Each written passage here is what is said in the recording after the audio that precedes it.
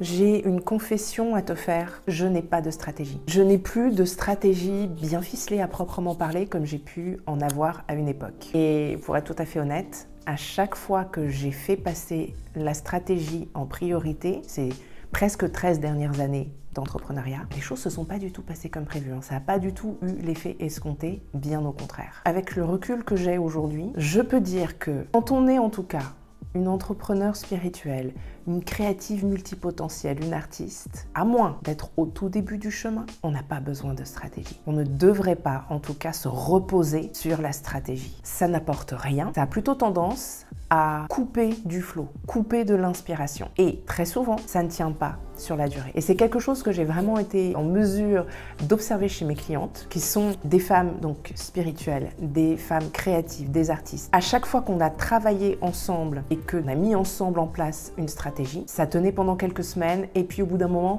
il fallait tout jeter à la poubelle. Ça ne tenait plus la route. Au début, je comprenais pas trop, jusqu'au jour où j'ai réalisé que j'en avais pas vraiment conscience parce que ça ne m'empêchait pas d'avancer, bien au contraire, ni d'accomplir tout ce que je désirais accomplir, mais moi-même, je n'étais pas capable d'avoir une stratégie fixe pendant plusieurs semaines. Et pourtant, on nous dit constamment que c'est important d'avoir une stratégie et de s'accorder plusieurs mois, peut-être même jusqu'à un an et demi, 2 ans, à appliquer la même stratégie pour pouvoir dire avec certitude que la stratégie en question ne fonctionne pas. Le truc, c'est que j'ai jamais été capable de tenir la même stratégie pendant 2 ans, 1 an et demi, même pas 1 an, ni même 6 mois. Au mieux, je dirais que quand je mets en place une stratégie, ça dure au mieux 3 mois. Au mieux 3 mois.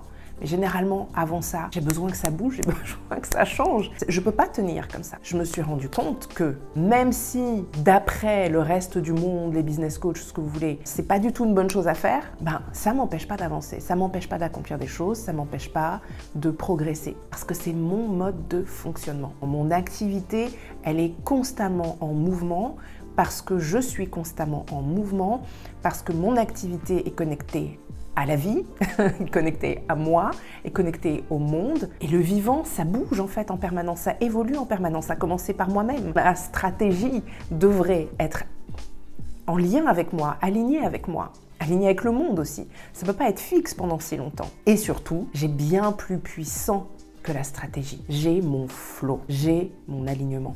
À partir du moment où je suis connectée à mon flow, j'ai pas besoin d'avoir une stratégie fixe. J'ai besoin de me reposer sur mon flow, sur mon inspiration et je peux compter dessus.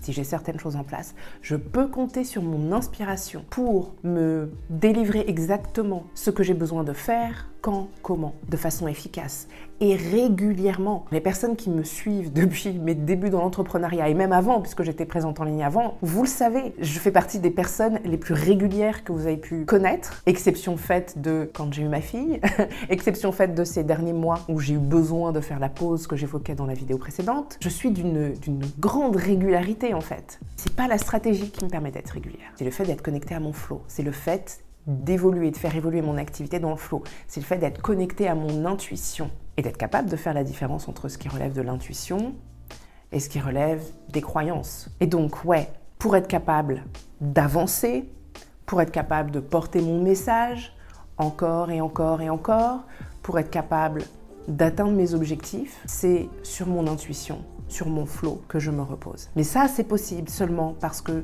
j'ai certaines choses en place. Je ne suis pas au tout début du chemin.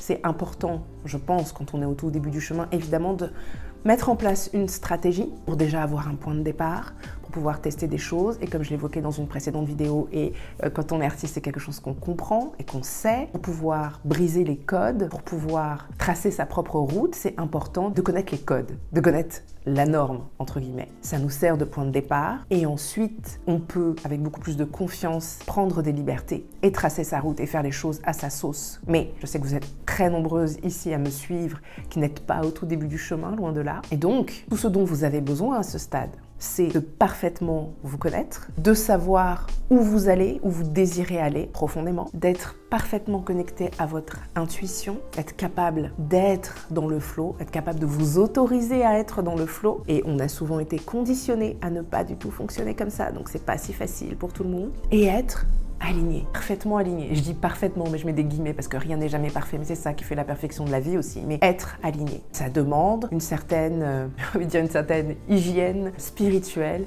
et émotionnelle. Mais quand on met toutes ces choses en place, c'est possible de ne pas se reposer sur la stratégie et d'avancer dans le flow, de savoir toujours quoi faire, quand, comment, avec une grande confiance. C'est tellement de fluidité, tellement de liberté. Et c'est à ça qu'on aspire en tant qu'entrepreneur spirituel, personne créative, artiste. On aspire à avoir cette liberté. Liberté de nous exprimer, liberté de suivre ce qui fait sens pour nous, pas ce qui fait sens pour tout le monde. Donc voilà, vous savez tout. Mon plus grand secret est enfin dévoilé. Et si c'est quelque chose que tu as envie d'explorer, je t'invite à rejoindre le cercle des indomptables dès maintenant. Si tu es une entrepreneur spirituelle, si tu es une créative, si tu es multipotentielle, si tu es une artiste et que tu as envie d'être vue et entendue, de porter ton message avec confiance en étant pleinement toi-même, d'être reconnu pour ce que tu fais, en sachant que tu as envie d'avoir un impact positif sur le monde. On va justement travailler sur tous ces points pendant les semaines, les mois à venir. Il y a beaucoup de choses qui sont en train de changer en coulisses au sein du cercle et un des gros changements, c'est que les portes des inscriptions vont être fermées dans quelques semaines pour une durée indéterminée. Donc c'est le moment de nous rejoindre et ça nous permettra à toutes de pouvoir entamer un nouveau cycle